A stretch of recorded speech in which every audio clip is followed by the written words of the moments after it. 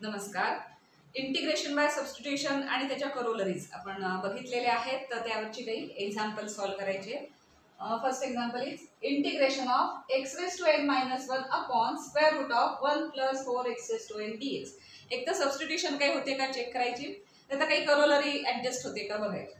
तर u upon v दिसते, ते u अपॉन v रूल तर नाहीये, पण इथे डिनॉमिनेटर मध्ये स्क्वेअर रूट आहे, तर ती स्क्वेअर रूटची जी काही करोलरी आहे ती आपण इथे यूज करणार. तर कुठली करोलरी येते? F dash x upon square root of F X. पण ती यूज करता येते का हे आधी चेक करायला लागेल, बिकॉज स्क्वेअर रूट मध्ये आतलं जे फंक्शन आहे त्याचं डेरिव्हेटिव्ह न्यूमरेटर मध्ये लागतं. ते आहे का एकदा चेक करायचं असेल तर वापरता येईल. F X is equal to 1 plus 4x raised to n, then f dash x is equal to derivative is 0 plus 4n x raised to n minus 1. तर हे सगळं न्यूमरेटर मध्ये आहे का बघूया. x raised to n minus 1 and 4n is constant, so 4n कधी adjust करता येईल. सो न्यूमरेटर मध्ये f dash x आहे, सो आपण ती करोलरी यूज करू. So we know that corollary लिहून घ्यायची, ती काय आहे ते integration of f dash x dx upon square root of F X असं असेल. त्याचा आन्सर काय लिहिता येतं? 2 root F X plus C. So ही करोलरी यूज करू आणि आपण आता इथे लिहू. So here integration of X raise to n minus 1 dx upon square root of 1 plus 4x raised to n is equal to, आता हे F dash X 4n x raised to n minus 1 ते सगळं जरा adjust करू आपण इथे. मग extra 4n numerator मध्ये आणायचे असतील तर डिनॉमिनेटरला पण तिथे द्यावे लागतील. सो 1 अपॉन 4n डिनॉमिनेटरला लागतील, बिकॉज न्यूमरेटर मध्ये 4n x raised to n minus 1 हे सगळं आपण ऍडजस्ट करतो. कॉन्स्टंट आहे त्यामुळे आणून चालतं. Upon 1 plus 4x raised to n dx. आणि आता याला ही करोलरी आपण यूज करणार आणि त्याचा आन्सर लिहिणार. So that implies 1 upon 4n into 2 square root of 1 plus 4 x raised to n. त्यातलं काय 2 फक्त कॅन्सल होईल, 2 म्हणजे काय आलं. that implies 1 upon 2n into square root of 1 plus 4 x raised to n plus c. So हे त्याचं final answer आलं. तर ही करोलरी आपल्याला इथे यूज करता आली. Next example, integration of e raised to 3 log x upon x raised to 4 plus 1 dx. f dash x upon F X किंवा f dash upon square root of F X किंवा कुठल्या सबस्टिट्यूशनने होते का आपण चेक करणार आहोत. कारण u अपॉन v आहे, तो रूल नाहीच आहे आपल्याकडे. u डॉट v आहे, पण u dot v rule use करण्याआधी पण काही सबस्टिट्यूशन किंवा याने काही सॉल्व्ह होतंय का बघायचं, ते जास्त सिम्पल असतं. सो आता इथे आता डायरेक्ट दिसत नाही, कारण e दिसतंय, लॉग दिसतंय आणि इथे तर अल्जेब्राइक फंक्शन आहे आणि एक्सपोनेन्शियल. पण आपल्याला लॉगची प्रॉपर्टी माहिती आहे की हा 3 आहे, तो इथे आपण एक्सच्या इथे पॉवर म्हणून आणू शकतो, कारण n log x is equal to log x raised to n असतं ना. सो हा 3 आहे, तो एक्सच्या पॉवरला आणू शकतो. याचा फायदा काय होणार आहे, तर हा e raised to log असलं की ते अपोजिट फंक्शन्स आहेत, तर ती कॅन्सल आउट होतात एकमेकांना. So e raised to log तिथे जाईल आणि मग फक्त काही लॉगचं जे आहे ब्रॅकेट तेवढा फक्त तिथे राहणार आहे. त्यामुळे आपण हे आधी सिम्प्लिफाय करून घेऊया numerator. So e raised to 3 log x means e raised to log x cube. e raised to हा 3 येतो, आपण इकडे देऊ शकतो, पण e आणि log कॅन्सल झाले. That implies x cube. म्हणजे न्यूमरेटर फक्त x क्यूबच आहे, तो देताना एवढा दिला होता, पण आपण सिम्प्लिफाय असा करू शकतो. So integration becomes integration of e raised to 3 log x upon x raised to 4 plus 1 dx can be written as integration of x cube upon x raised to 4 plus 1 dx. आता f dash x upon f x होते का check करूया, कारण x raised to 4 चं derivative काय असतं 4x cube, आणि इथे x क्यूब दिसतंय, हे 1 चं तर 0च आहे, त्यामुळे इथे ऍडजस्ट होईल तो फॉर्म्युला. तर here f x is equal to, suppose f x is equal to x raised to 4 plus 1, then f dash x काय मिळणार आहे आपल्याला 4x क्यूब, आणि न्यूमरेटर मध्ये दिसते म्हणजे f dash x upon f x असणार आहे. फक्त काय ऍडजस्ट करावं लागेल, तर इथे 4 आहेत तेवढे ऍडजस्ट करायला लागेल. इथे 4 आणायचे तर डिनॉमिनेटरला पण 4 असायला पाहिजे. 4x cube upon x raised to 4 plus 1 dx. जे आपल्याला लागतंय डेरिव्हेटिव्ह काढून झाल्यानंतर फक्त कॉन्स्टंट ऍडजस्ट करता येतात, तेवढे करून घ्यायचे.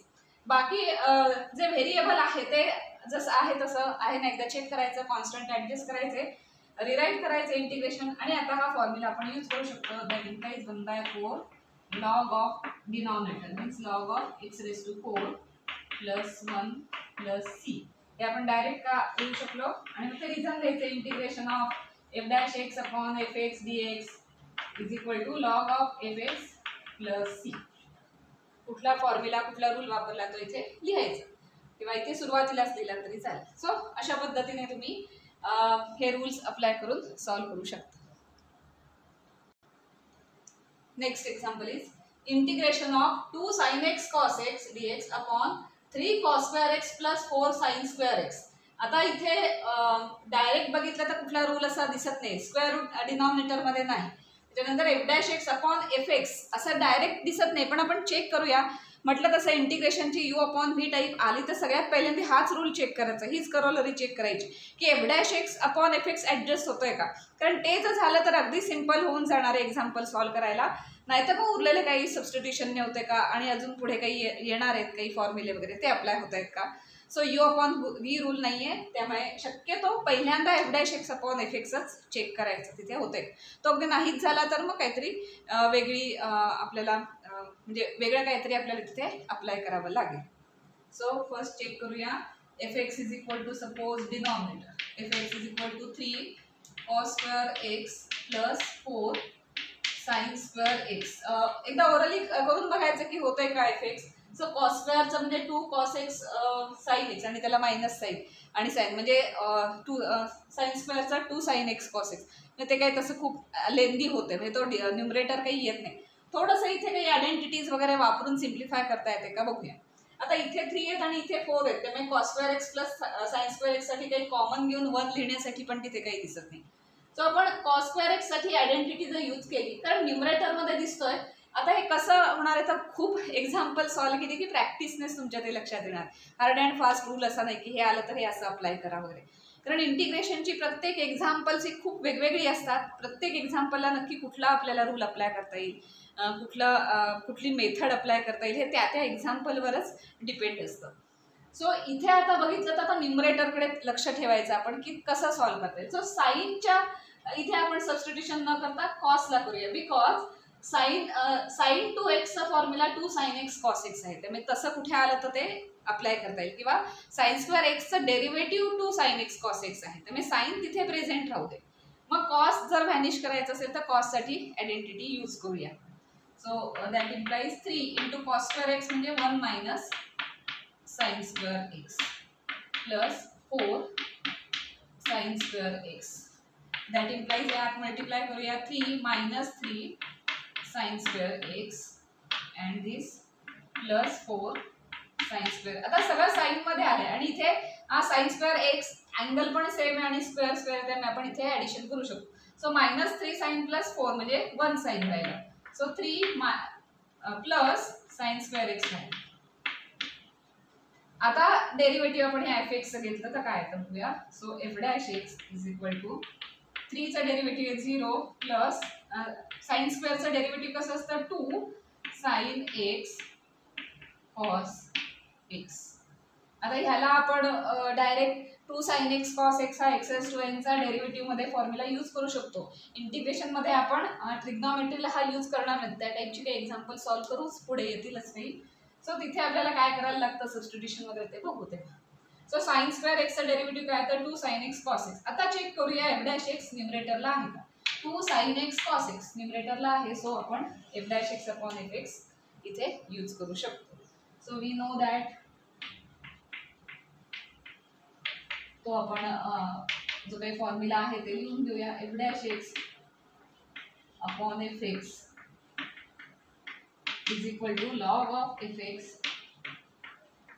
Plus c. तर हा फॉर्म्युला आता आपण यूज करणार आहोत. Therefore integration of 2 sin x cos x upon 3 cos square x plus 4 sin square x. याचा डेरिव्हेटिव्ह आहे असं आपल्याला दिसलंय.